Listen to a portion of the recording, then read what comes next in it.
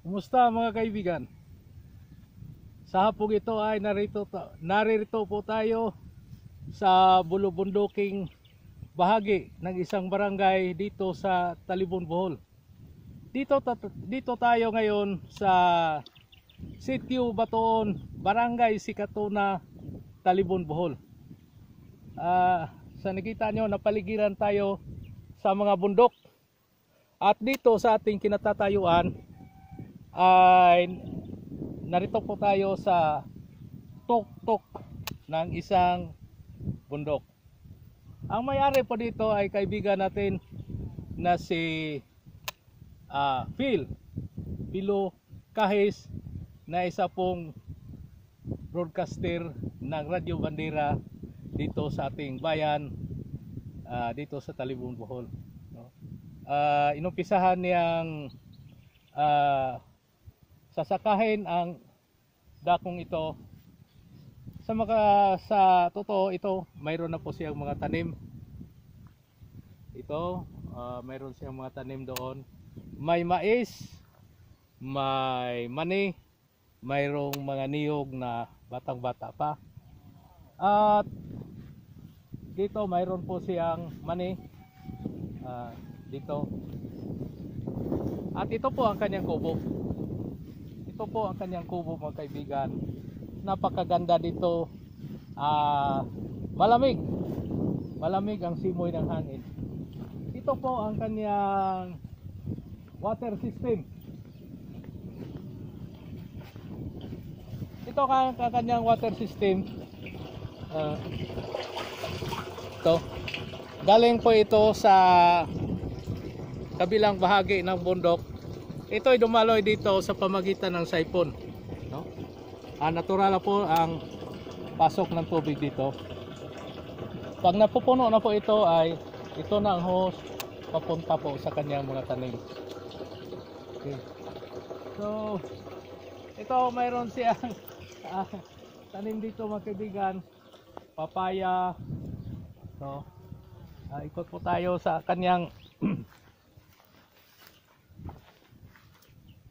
ito po, mayroong papaya. Mayroon namang mga seedling na hindi pa naitanim. So, mayroong mga seedling tree. Mayroon namang mga bulaklak. Okay. Mayroon namang mga bulaklak. At ito, pag mayroong mga bisita, yan, pinatutuloy niya sa kanyang kubo. Ito po ang kanyang kubo para po sa mga bisita. Mayroon po siyang inalaga ang mga manok. Maganda itong uri, mga hybrid itong mga manok. Mga sisiw pa, mga sisiw. Okay?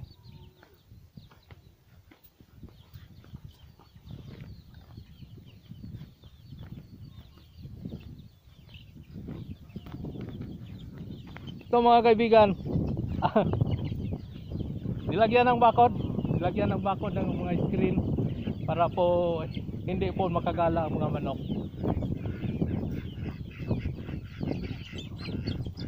Mayroon pang itik, no? Mayroon mga manok dito. Parang gusto silang kumain. Okay. So maganda dito. Yan. Mayroon pa mga sisiw.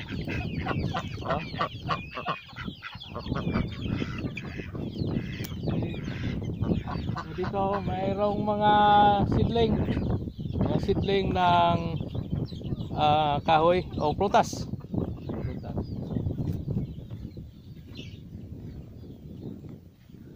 Dito mayroon namang mga tanim na sili espada. Okay. So yan, umpisa pa lang namumunga, mga kaibigan. Okay.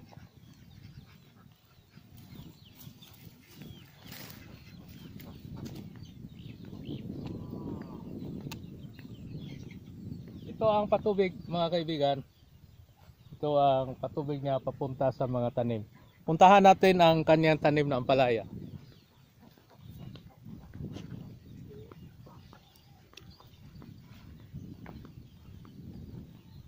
Ito, mga kaibigan, nagtatanim naman siya ng watermelon, no? Umpisa pa lang gumapang. Umpisa pa lang gumapang ang watermelon. Okay.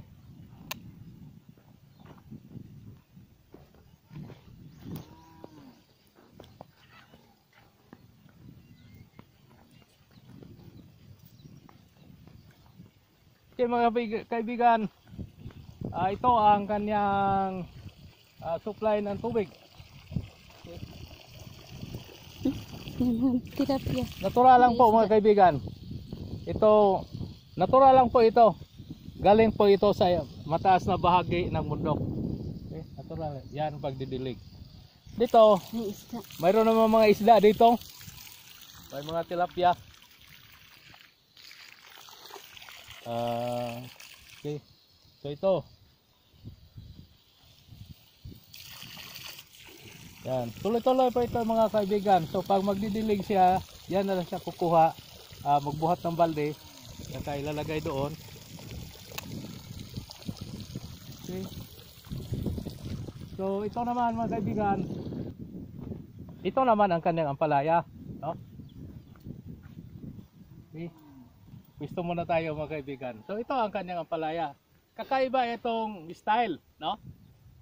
Pupunta ang mga ampalaya dito at saka dito ang mga bunga. So yan ang kanyang style. So naiba naman yan. Okay. So mga kaibigan, kakaiba ito. Maganda tingnan. So ito pang ano talaga, pang turista talaga ito. Nag-umpisa pa lang na gumapang. Sa mga mayroon na oh. Nag-umpisa na. Okay. Okay, punta tayo dito mga kaibigan. Okay. So dito na naman mga kaibigan sa dulo. Oh, mayroon pa muna tayo nakikita ito. Namumunga na. So hindi na magtatagal, makapira na ang may-ari dito na si Sir Philo Kahis. So ito, mani. Talagang pag ma-harvest na ito, mani talaga. Mani talaga o pira talaga. Okay. So mayroon pa doon.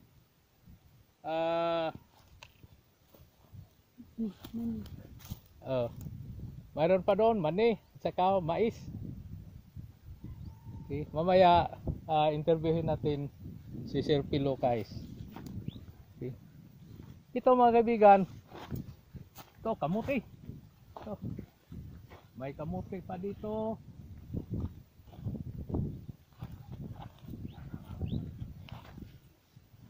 Mani. Ito mani. Maraming mani.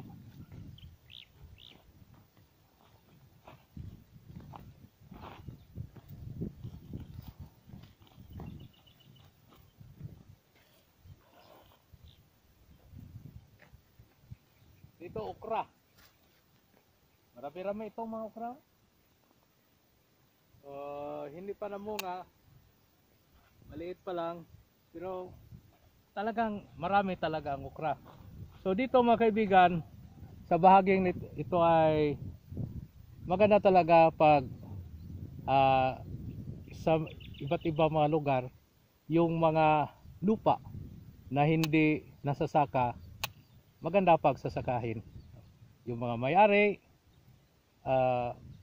kinakailangan sasakahin nila para makatulong pa tayo sa pagpalago ng ekonomiya ng ating bayan. So maganda talaga ang ginawa ng ating kaibigan. Mamaya interviewin natin. Maraming salamat mga kaibigan, at bago po tayo magwakas ay hayaan yung kakausapin natin ang may-ari sa mountain resort na ito at saka learning site ng agriculture high value crops. Ito po ang kanyang site. Ito po si Sir Phil Kahis, isa pong mamamahayag sa Radio Bandera dito sa Talibon. Maraming salamat Kapil, napakaganda yung ginagawa mo dito at sana tularan po ito ng ating mga kaibigan na nanirahan po sa mga mataas na lugar na sana po pagtatanimin nila ang kanilang mga lupain para po pagdating ng araw, mayroon po silang maani at ito na po ang magiging susi sa paglago ng ating ekonomiya galing po sa agrikultura. Yes, salamat po Sir Jose Autida. Nakatagpo po kayo dito nakarating kayo dito sa aming maliit na farm, kunting farm. At pasalamat ko sa lahat, lalo na sa mga nag-follow sa iyong YouTube channel. So salamat, maraming salamat. So sana po inyong masubaybayan ang ating mga pananim dito. Baka marami kayong makukuha na mga pag-aaral tungkol dito. Ganito lang ang forma sa ating ampalaya. Maraming purpose to.